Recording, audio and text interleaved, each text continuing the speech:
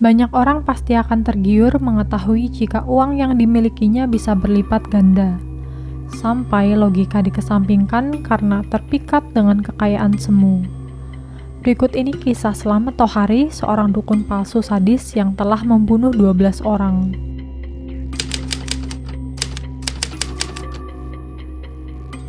Slamet Tohari alias Mbah Slamet merupakan seorang pria berusia 45 tahun.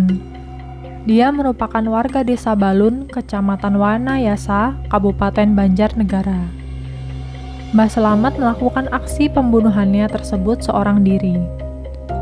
Istri Tohari yang bernama Seneh mengatakan jika ia sudah diterlantarkan oleh suaminya.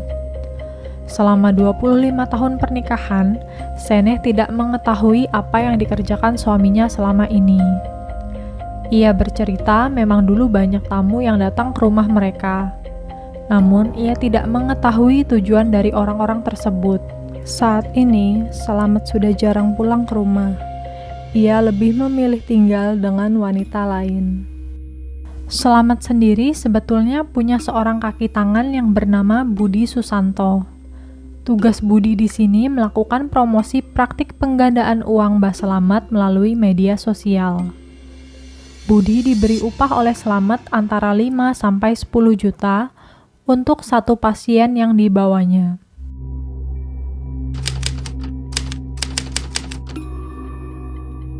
Korban tewas akibat Mbah Slamet di Desa Balun, Kecamatan Wanayasa sejauh ini diketahui mencapai 12 orang yang ditemukan terkubur di kebun hingga jalan setapak menuju hutan. 9 dari 12 korban dikubur di 5 lubang berbeda. Rata-rata umur korban pria 40-50 tahun dan korban wanita 25-35 tahun. Liang lahat nomor 1 merupakan tempat penguburan Paryanto. Liang nomor 2 digunakan untuk mengubur satu warga berjenis kelamin laki-laki asal Gunung Kidul, Yogyakarta. Liang nomor 3 berisi jasad dari 2 warga Tasikmalaya yang berjenis kelamin laki-laki dan perempuan. Liang nomor 4 berisi 2 warga Jakarta berjenis kelamin laki-laki dan perempuan. Liang nomor 5 berisi sepasang kekasih asal Palembang. Dan liang nomor 6 berisi 2 warga Yogyakarta. Ada beberapa korban yang sudah berhasil diidentifikasi. Yang pertama ada Mulyadi yang berasal dari Palembang. Ia merupakan seorang pengusaha properti, namun saat itu dirinya sedang dililit oleh hutang. Suatu ketika Mulyadi dikenalkan oleh seseorang dengan Mbah Slamet. Pertemuan pertama, Mulyadi dan Slamet membicarakan masalah penggandaan uang. Dan pertemuan selanjutnya, Mulyadi memutuskan untuk mendatangi Mbah Slamet sendiri dengan membawa mobil Innovanya. Mulyadi mendatangi Slamet di tahun 2021, setelah itu tidak terdengar kabar lagi darinya, bahkan mobil Innovanya juga hilang tidak terlacak.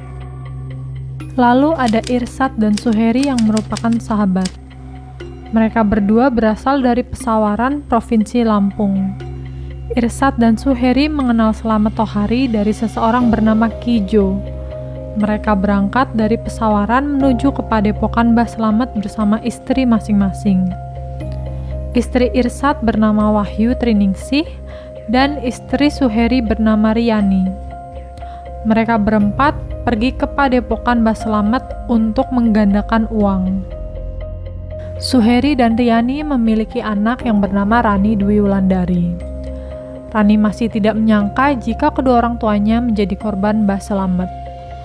Rani mengatakan jika kedua orang tuanya pamit karena ayahnya akan bekerja di Tulung Agung, Jawa Tengah pada tahun 2021. Pasangan itu memberitahu anak-anaknya akan mengerjakan proyek pembangunan di Tulung Agung. Selama kepergian orang tuanya, Rani masih bisa berkomunikasi dengan baik. Bahkan mereka sempat melakukan video call dan berteleponan.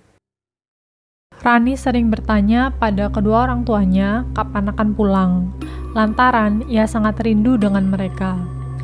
Ayah Rani selalu menjawab sebentar lagi atau bahkan beberapa hari lagi.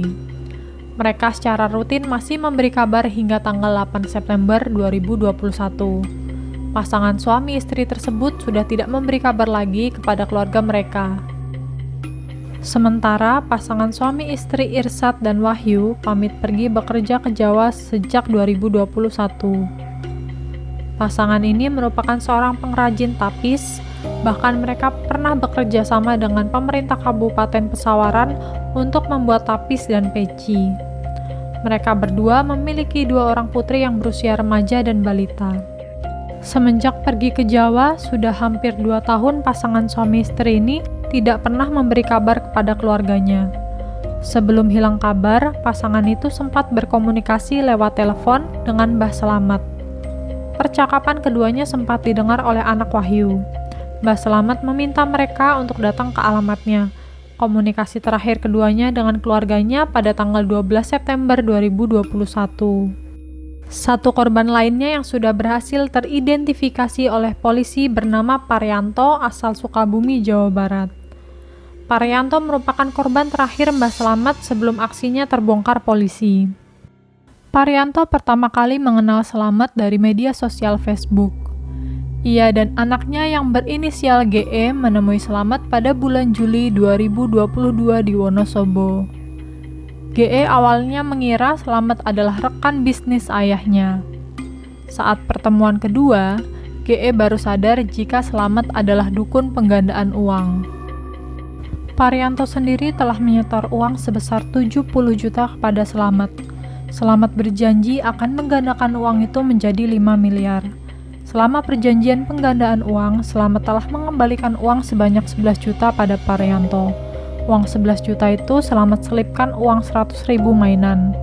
Uang mainan tersebut digunakan Mbah Selamat untuk membuat seakan-akan uang yang dikembalikannya banyak. Pada hari Senin 20 Maret 2023, Parianto menagih uang penggandaan yang dijanjikan Selamat. Ia mendatangi Selamat lagi seorang diri. Bahkan sebelum ke sana, GE sudah memperingati ayahnya untuk tidak berhubungan lagi dengan Selamat. Sebelum dibunuh oleh Selamat, pada hari Kamis 23 Maret 2023, Parianto sempat mengirimkan Sherlock keberadaannya kepada anaknya. Parianto juga mengisyaratkan sebuah pesan kepada anaknya jika ia dalam bahaya.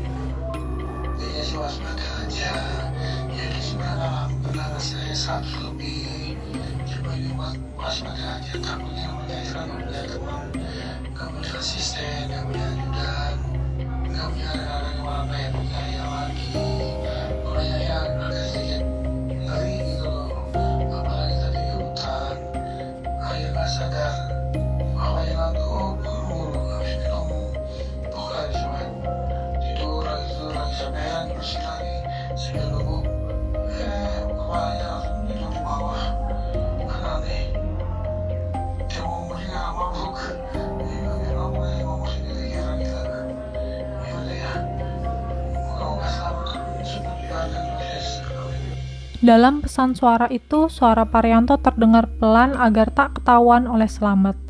Parianto menceritakan jika ia sengaja mengirim pesan suara dan lokasi untuk waspada. Setelah mengirim pesan suara dan lokasi itu, Parianto pun tidak ada kabar lagi dan HP-nya sudah tidak aktif. GE yang cemas dengan kondisi ayahnya tidak menunggu hingga hari Minggu. Ia dan keluarganya memutuskan untuk berangkat dari Sukabumi ke Banjarnegara pada Jumat 24 Maret 2023. Berdasarkan hasil autopsi polisi, Selamat telah mengubur Parianto hidup-hidup. Selama ritual, Parianto dipaksa untuk meminum minuman yang dicampur obat tidur dan potas. Ritual ini disebut sebagai ritual tapa tidur. Selamat meyakinkan korbannya jika ritual ini harus dilakukan agar korban-korbannya bisa menerima uang hasil penggandaan.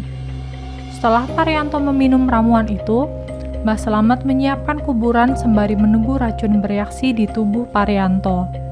Parianto yang sudah lemas tak berdaya, namun masih hidup, dimasukkan oleh Slamet ke dalam liang dan ia dikubur hidup-hidup. Slamet telah merencanakan pembunuhan terhadap Parianto dimulai dari kurang lebih bulan Januari 2023. Parianto dan korban lainnya diberi minuman yang sudah diberi obat potas. Alasannya, minuman itu untuk ritual. Kemudian, setelah para korban tewas, mereka dikubur di jalan setapak menuju hutan.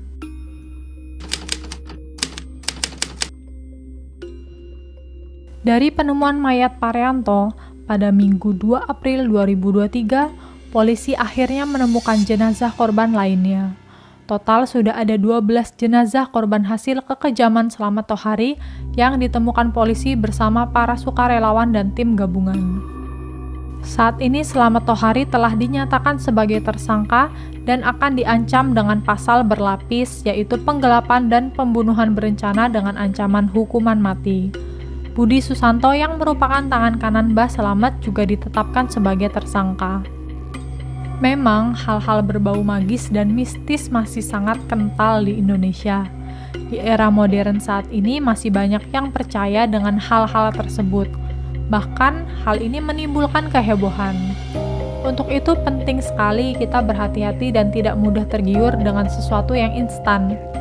Oke, sampai sini. Jangan lupa komen ya guys. Aku pengen dengar pendapat kalian tentang video ini.